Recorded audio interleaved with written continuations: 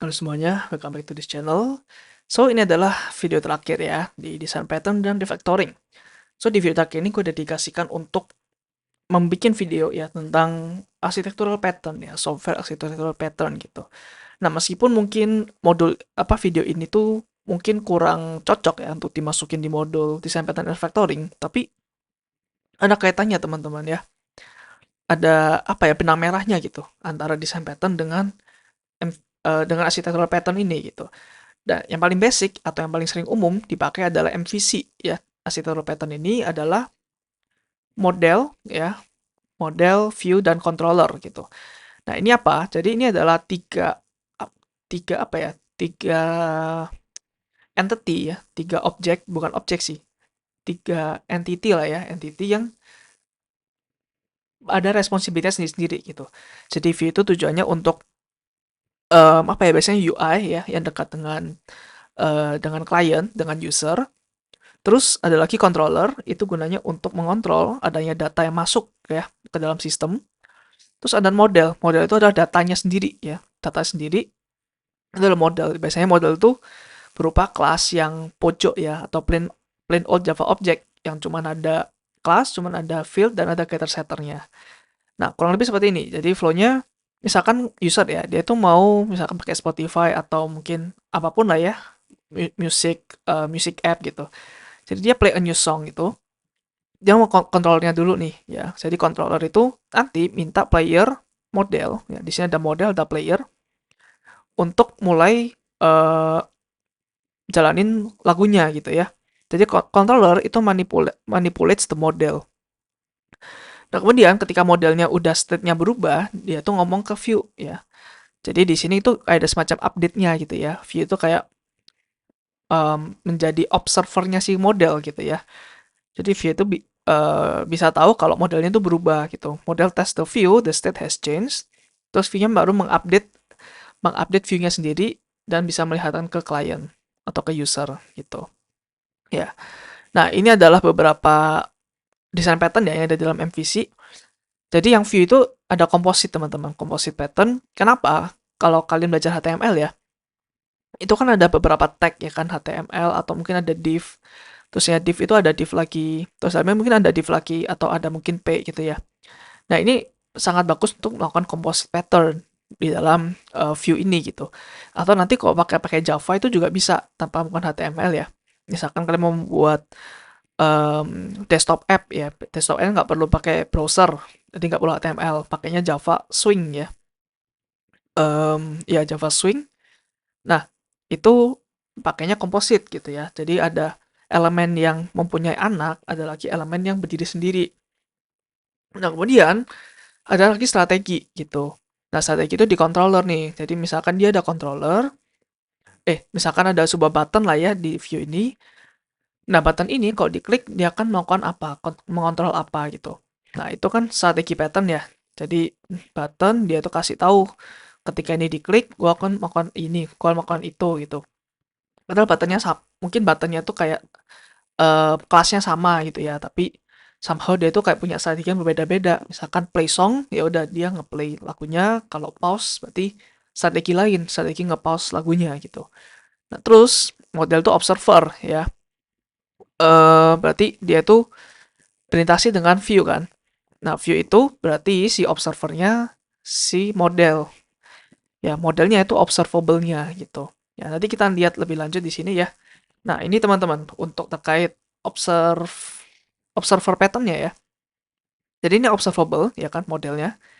Itu kasih tahu kalau modelnya has changed. Jadi observer itu bisa macam-macam ya, bisa view ya, mungkin ini bisa sebuah dialog ya, web dialog atau mungkin sebuah button atau sebuah teks ya, bisa aja. Terus kontrolernya juga bisa nih. Ya, mungkin kontrolernya misalkan ini state-nya berubah, kontrolernya mungkin mau mengupdate model yang lain tuh bisa gitu. Ya. Terus view-nya itu pertama harus register observernya dulu gitu. Nanti kalau di web kita akan nanti ada namanya on click gitu ya. Ada namanya on click. Di on click itu kita ngapain tuh bisa ya. Mau melakukan sesuatu function gitu. Nah, ini bisa. Nah, ini adalah meregister observer gitu. Jadi misalkan ini diklik, misalkan ada model yang berubah atau misalkan even view-nya ini diklik ya. buttonnya diklik, dia akan melakukan something gitu. Jadi dia akan mengupdate sesuatu, akan bereaksi lah ya ke sesuatu gitu. Nah, kemudian nih strategi. Ya, strategi itu, nah seperti ini nih.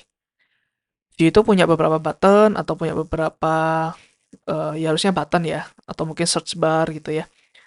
Nah, dia kan nge-assign tuh ke beberapa controller yang lain. Nah, contohnya kayak tadi juga ya, on click dia melakukan function apa gitu. Nah, itu strategi apa yang mau dilakukan. Ya, terus ini adalah yang kompositnya ya. Jadi di sini ada window, terus mungkin di button ini sendiri nih ya. Oh, sorry, button ini ada anak lagi, yaitu teksnya. Ya, teks ini baru sendiri nggak ada anaknya gitu. Terus window ini ya ada punya anak-anak ya. Ada teks ini, terus ada lagi mungkin text field yang bentuk kayak gini, input teks yang kayak gini, dan lain sebagainya gitu. Ya. Oke, ini adalah beberapa harusnya tadi udah ngerti ya MVC ya teman-teman ya. Jadi ada model, view, controller. Model itu ya objeknya sendiri, controller itu untuk mengubah si objek, view itu untuk berinteraksi dengan klien atau user gitu. Nah, ini beberapa software design pattern ya. Selain MVC tadi ya, ini yang atas nih MVC ya. Jadi ada view, dia berinteraksi dengan user. Terus ketika mau melakukan sesuatu ya, play song, dia notify si controllernya. Ya, controllernya baru mengupdate model, state-nya ganti dong jadi playing gitu. Nah, ketika dia state-nya ganti, dia ngasih menotify pakai observer pattern ke view gitu. Nah, selain ini ada lagi teman-teman yang beda-beda ya. Ada lagi MVP atau model view presenter. Nah, di sini model sama view-nya itu benar-benar decoupled gitu ya, nggak ngomong sama sekali gitu. Jadi view-nya itu nanti akan menotify presenter terus mengupdate model. Nah, ketika berarti di sini nggak ada ini ya, nggak ada mungkin nggak ada registrasi gimana caranya kalau model ini berubah, somehow view-nya juga berubah. Nah, itu nggak bisa. Misalnya mungkin dari presenter dia meng-get data dari model terus baru mengupdate ke view. Nah, kalau model view model, MVVM, ini bisa kayak misalkan modelnya datanya berubah, dia somehow bisa mengupdate view-nya gitu ya. Nah, tapi sama aja nih, model sama view-nya nggak saling terconnect di code-nya itu nggak connect, tapi mungkin di belakang ya, di mesin belakang ya. Biasanya MVVM ini ada framework-nya lah ya. Jadi framework di belakang itu dia somehow bisa membinding data ya. Kita akan lihat nanti data binding itu seperti apa ya di slide-slide selanjutnya. So, jadi view itu kayak mendaftarkan data binding ke view model. Jadi ini kayak kayak penengahnya lah ya, antara view sama model. Jadi ketika view-nya berubah atau user melakukan perubahan, melakukan submit sesuatu ya, dia akan mengupdate modelnya. Terus ketika modelnya berubah, dia akan somehow menotify ke view-nya gitu ya. Nah, ini mungkin dibikin garis-garis karena mungkin kurang obvious gitu. It's not obvious ya. Nah, kemudian MVVMC ini sama ya, sama sebelumnya, tapi ada koordinator di atas. Nah, ini biasanya untuk kompleks untuk code yang lebih kompleks lah ya, untuk sistem yang lebih kompleks, mungkin kayak ada berbagai macam endpoint ya. Mungkin slash search ya, misalnya di Google atau slash apa gitu ya, slash apa lagi. Nah, itu ada koordinatornya biasanya di atas. Terus yang terakhir Viper ini desain pattern punyanya iOS ya, iOS application. Ya kurang lebih sama lah ya. Di sini ada data binding juga. Ini juga ngebind data ya, notify ke depan. Nah, tapi somehow di sini ada interaktor nih. Jadi ini yang ngobrol sama entity-nya gitu. Jadi layernya ada banyak teman-teman ya. Sorry ada rambut masuk. Nah, terus routernya ini kurang lebih sama kayak koordinator gitu. Ya, jadi beberapa software design pattern ya. Mungkin nanti yang kalian banyak lihat sih mungkin ya tadi MVC terus MVVM ini ya. Nanti kita akan kalian akan belajar sendiri ya lewat project-project kalian yang kalian bikin sendiri ya kira-kira seperti apa gitu. Nah, ini yang nggak kalah penting ya teman-teman. Ada namanya layered architecture gitu. Nah, layered architecture itu adalah arsitektur yang mungkin dibahas di buku ya, buku yang terkenal namanya Clean Clean Code dan Clean Architecture ya, oleh si Uncle Bob namanya, Robert Martin. Nah, jadi layered architecture ini, software architecture yang dibagi jadi 3 layer ya, 3 lapisan. Yang pertama ada UI layer atau presentation layer, terus berikutnya domain layer ya, ini meskipun opsional tapi harusnya sih wajib ya, wajib ada. Kemudian ada data layer gitu. Nah, jadi ketiga layer ini yang ya sebagai struktur dari code kita gitu ya. So dari awal kita bahas data layer dulu nih. Nah jadi data layer itu, sorry ini kayaknya gue harus ini deh biar kalian nggak bingung nanti lihatnya ya. Oke. Nah, data layer ini responsibility-nya adalah untuk nge-manage data dan persistence ya. Jadi data itu bisa aja offline dan bisa aja online gitu. Ya, jadi persistence itu yang untuk yang offline, data itu untuk yang online ya. Kemudian add business logic yang sesuai dengan data layer ya. Contohnya misalkan kayak misalkan datanya itu data apa ya? Data kartu kredit misalkan ya. Jadi ada logikanya nih. Jadi nomor kartu kredit itu harus 16, nggak boleh kurang dari, nggak boleh lebih dari. Dan gitu-gitunya deh ya. Tergantung pokoknya terkait datanya gitu. Kemudian berinteraksi dengan database atau storage system yang lain ya, nggak cuma database. Untuk memperform CRUD operation ya. CRUD tuh create, read, update, delete ya. Terus ada dua komponen di data layer, ada repository sama ada data source. Nah, repository itu yang lebih dekat sama domain layer ya. Domain layer nanti mengakses repository. Nah, repository itu dia mengencapsulate the logic required to access data source. Jadi nanti si ini layer data source itu dia akan mengakses langsung si itunya, si sumber datanya. Sedangkan repository itu seolah-olah dia cuma satu kesatuan gitu loh. Ya, nanti kita akan lihat ya maksudnya gimana. Data source itu dia bertugas untuk interaksi actual interaction dengan data storage mechanism seperti database, sistem atau web service. Jadi di sini tuh dia bisa ke database atau bisa ke API ya. API itu gimana ya? API gini aja lah ya. Nah, seperti itu. Terus semua layer itu nggak boleh bergantung ke data source. Ke data layer maksudnya ya. Oh, sorry. Benar-benar. Semua layer itu nggak boleh bergantung ke sini, tapi harus melalui repositories. Ya. So, kita akan lihat di sini maksudnya gimana. Nah, ini contoh ya. Contoh kita ada kalender repository nih. Ya, dia itu is a repository. Ya. Nah, dia itu ada get data source, teman-teman. Nah, di sini ini harusnya abstrak ya, harus kita implement sendiri gitu. Nah, sekarang di misalkan kita pakai bikin sebuah inilah ya, sebuah aplikasi kalender ya, kalender yang ada meetingnya, ada remindernya, ada eventnya dan lain sebagainya gitu. Nah, kemudian dia ini ada data source ya. Jadi kita lihat di sini repository itu has a data source ya.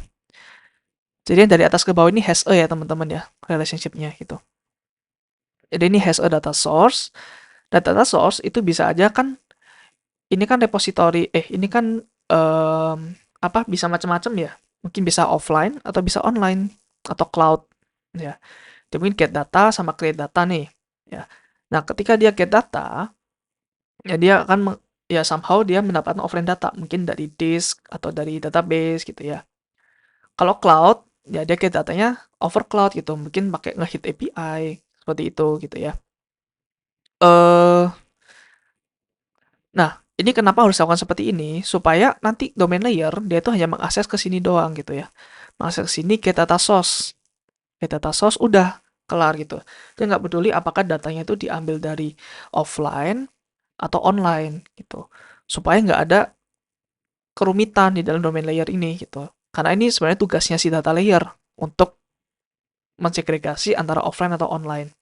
Ya, jadi seperti itu teman-teman. Jadi repository ya, dia punya bisa lebih dari satu data source, tergantung ya. Biasanya sih untuk offline dan online gitu. Terus repository ini baru yang di-hit oleh domain layer. Gitu. Ya, nanti selain kalender juga ada, misalkan meeting repository, ya.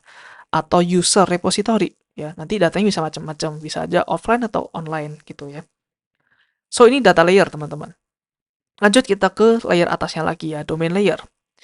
Nah, jadi domain layer, domain itu apa sih? Domain itu kayak urusan lah ya, urusan bisnis tertentu gitu. Misalkan di meeting ya, di aplikasi kalender kita. Mungkin domain itu ada domain kayak meeting, kalender, uh, fitur user, terus ada lagi misalkan reminder gitu. Nah, itu satu domain masing-masing ya. Nah, domain layer itu responsibility-nya apa? Dia itu satu untuk mengurangi code duplication.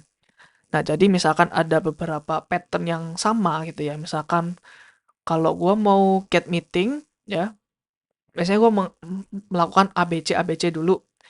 Nah, sedangkan kalau gue mau menambah user, ngomongkan ABC DEF. Nah, ABC-nya kan double tuh setiap domain. Nah, itu bisa digabung jadi satu, ya. Kemudian improve testability. Berarti harus lebih gampang dites, terus dia menghindari kelas yang besar dengan modularity, ya, dengan kelas yang lebih kecil, yang lebih modular, yang lebih independen satu sama lain. Nah, komponennya di command layer, dia ada use case, ya. Use case itu yang lebih atas nanti, ya. Use case, terus di bawahnya ada entity. Ya, ini has a juga, ya. Nah, use case-nya itu core business logic yang bisa di-share ke multiple UI use case. Contoh kayak tadi, misalkan use case apa ya? Use case get profile gitu ya. Misalkan get profile. Nah, di UI layer itu mungkin bisa macam-macam. Ketika kita bikin meeting, ketika kita bikin kalender, kasih reminder. Nah, semuanya kan melalui get profile ya. Jadi nanti get profile akan dikelompokkan sendiri jadi satu use case. Terus entity ya, entity itu adalah placeholder untuk datanya. Itu merepresentasi data layer gitu. Ya, jadi entity ini kurang lebih sama lah ya kayak repository gitu. Ya, entity itu sama kayak kurang lebih sama kayak repository, mungkin penamaan aja yang beda gitu. Entity itu ada di domain layer ya. Ini coba gua giniin dulu biar nggak bingung ya guys. Oke. Nah, kemudian layer ini, domain ini, itu harus independen dari presentation layer dan data layer. Ya, berarti nggak boleh ada yang should be independent from. Berarti nggak domain layer itu nggak boleh has a atas, ini nggak boleh has a bawah. Ya, sebentar. Domain layer itu nggak boleh. Sorry, maksudnya gini. Maksudnya domain layer itu nggak boleh apa ya? Ini bergantung ke data source ya. Harusnya bergantung ke tadi ya, ke entity ya. Dia tuh koneknya ke entity doang, nggak boleh sampai ke repository, sampai ke data source. Dan dia juga nggak boleh has a UI layer. Ya, UI layer yang harus dependensi ke domain layer gitu. Ya. Um, jadi maksud lagi independen itu, jadi ketika ada mungkin button yang berubah atau mungkin apa ya, mungkin redesign UI, domain layer itu nggak boleh ikut berubah gitu. Atau mungkin misalkan datanya beda nih, misalkan dari kita migrasiin database. Nah, domain layernya nggak boleh ikut berubah juga. Ya, intinya gitu deh ya. Independent. Jadi ini nggak boleh coupled lah ya, coupled dengan data layer sama UI layer, presentation layernya. Ini contoh, misalkan ada use case, beberapa use case ya. Get to day calendar sama create meeting nih. Nah, kalau misalkan mau mendapatkan get to day calendar, berarti kita harus mendapatkan objek kalendernya kan ya, kalender entity. Terus kita juga harus dapetin user yang mana gitu ya. Kita nggak bisa langsung cuman bilang get calendar entity doang. Harus tahu user yang mana dulu. Nah, sama kayak create meeting juga ya. Dia create meeting, dia kasih tahu kapannya dulu nih, kapannya ya. Terus partisipannya siapa aja gitu. Nah, kemudian dia sama nih, connect ke satu repository yang sama. Nah, tapi somehow nih beda. Yang calendar use case dia ke calendar repository, yang meeting use case dia ke meeting repository. Ya, gitu. Tapi interface-nya sama ya, sama-sama kayak data source di sini. Ya. So, seperti itu untuk domain layer. Berikutnya yang terakhir presentation layer yang paling atas. Tanggung jawabnya untuk membaca user input ya. Mungkin ketika klik dia melakukan something, atau mungkin ketika ada update data dia mengupdate gitu ya. Terus satu lagi dia merender UI according to the data yang dipas dari domain layer. Ya kan dia data layer kan dia ngasih ke atas, terus dia ngasih ke atas lagi, terus dia baru mengupdate. Oke, terus ini gue coba ini dulu ya. Oke. Terus yang pertama ada UI element. Jadi UI element yang di atas ini dia itu mendisplay data ke user dan mendapatkan user input ya. Kalau yang udah belajar HTML ya harusnya sih paham ya maksudnya UI element tuh HTML-nya, CSS-nya, JavaScript-nya gitu. Nah, stakeholder ini nggak kelihatan sama user gitu. Yaitu bertanggung jawab untuk memanage state aplikasi atau specific part of the user interface. Jadi misalkan state-nya ini dia lagi apa ya? Mungkin ketika kita search di Google ya teman-teman ya. Kita kan ketika search something something something gini, dia kan ngeluarin rekomendasi-rekomendasi di bawah. Nah, itu berarti state-nya kalian lagi mencari gitu. Somehow Google tuh bisa tahu, oh kalian lagi mencari ini, lagi ngetik di search bar. Nah, itu ada namanya state ya. Atau misalkan main game lah ya, main game, terus kalian masih udah di level berapa, nah itu ada state-nya gitu. Nah, state holder itu kayak data sementaranya ya, data sementara. Kalau UI elemen itu nggak ada datanya gitu, dia cuma elemen doang yang bisa diklik, yang bisa diapain, ini baru data sementaranya, state holder. Nah, kemudian ini contohnya ya, jadi misalkan nih, ini button, ya, nah ini kan dia biasanya, ini ya, set on click listener, ini kan pakai strategi pattern nih. Nah, dia itu bisa apa? Has a suatu interface ya, listener. Dia tuh denger ini kalau ada UI user yang klik buttonnya, ya, user yang klik buttonnya dia ngapain. Contohnya dia misalkan melakukan seperti ini ya, add participant to the meeting. Ya, jadi ini dia ada implementasinya sendiri lah ya di sini. Sama kayak text field. Ya, text field itu kayak apa? Suatu teks di paragraf gitu. Misalkan bisa kalau di HTML tuh gini ya, pada paragraf, ini ada some text di sini. Ini ada text field. Nah, kemudian dia set on data change listener. Jadi ketika datanya berubah, ya, dia melakukan perubahan gitu. Jadi on data change listener, ya. Terus mungkin ini ketika datanya berubah, ya, dia melakukan get meeting details on click listener. Jadi ini flow-nya dari bawah ke atas ya, dari data layer ke atas.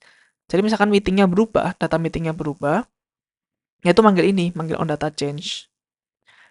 Ya kan, dia manggil ini. Berarti ini itu harus has a text field, teman-teman. Ya. Mungkin ketika dia bikin on data change listener, dia tuh kayak passing this gitu ya. Passing this, jadi text field-nya, ya. Terus ketika on data change, jadi bawah ini berubah ya, dia bawa ke atas.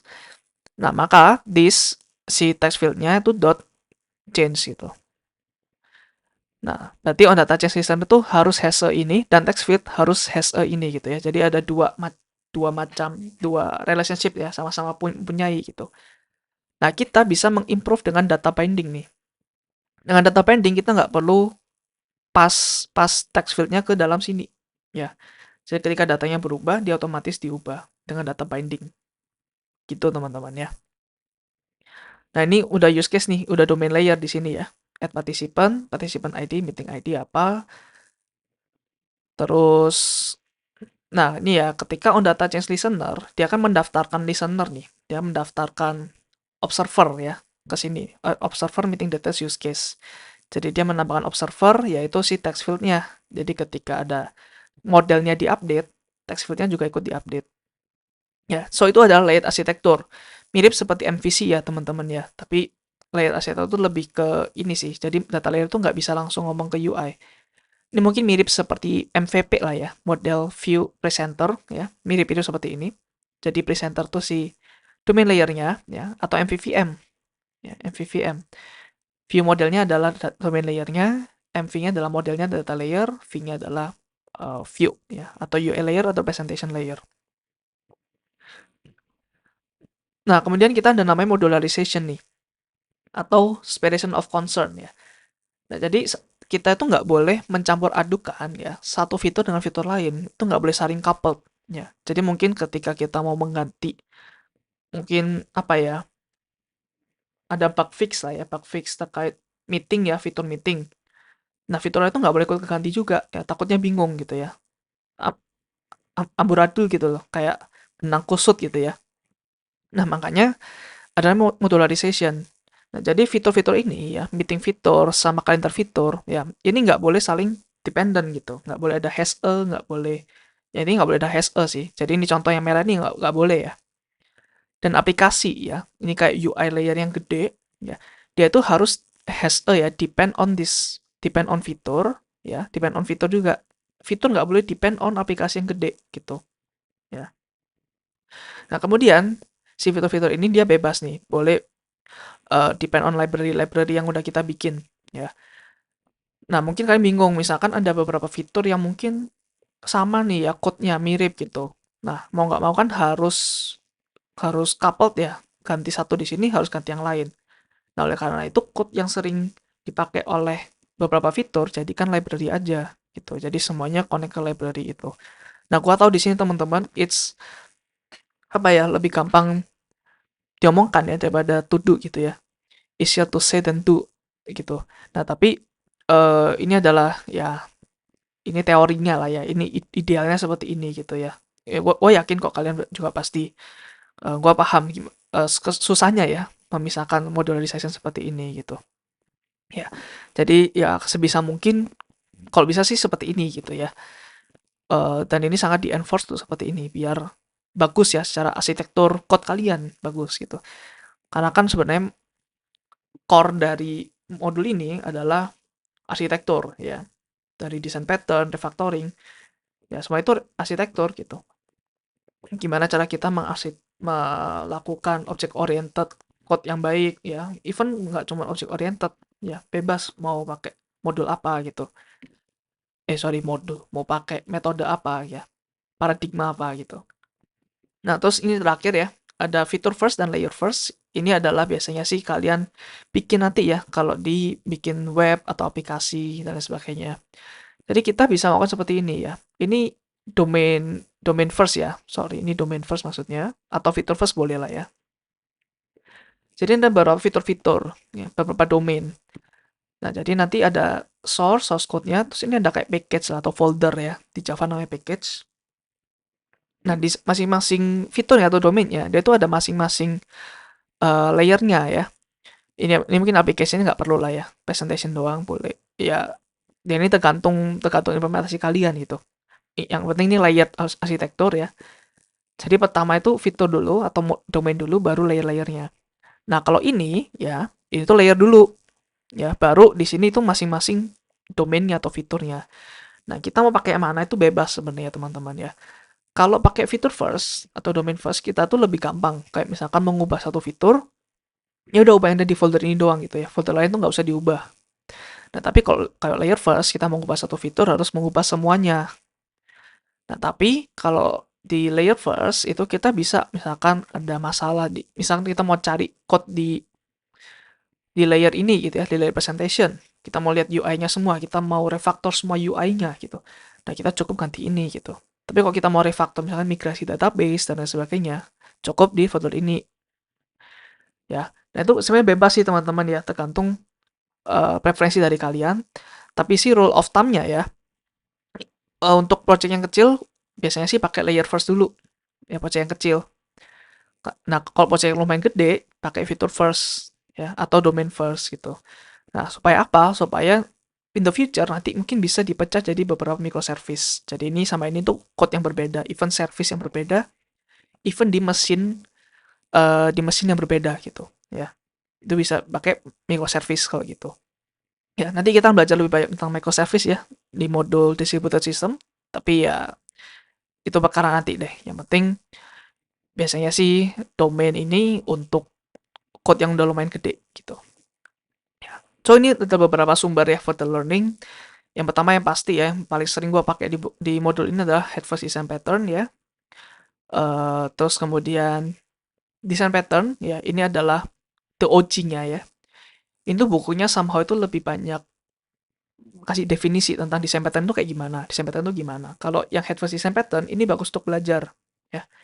Dia kasih tau problemnya dari awal terus sampai terakhir gimana supaya achieve design pattern ini gitu. Ini kayak blueprintnya ya. Itu ada 4 orang ya, namanya King of Four biasanya ini terkenal ya. King of Four. Dia yang terkenal membuat desain pattern ini ya. Dia the OG-nya gitu. Terus ini Uncle Bob ya.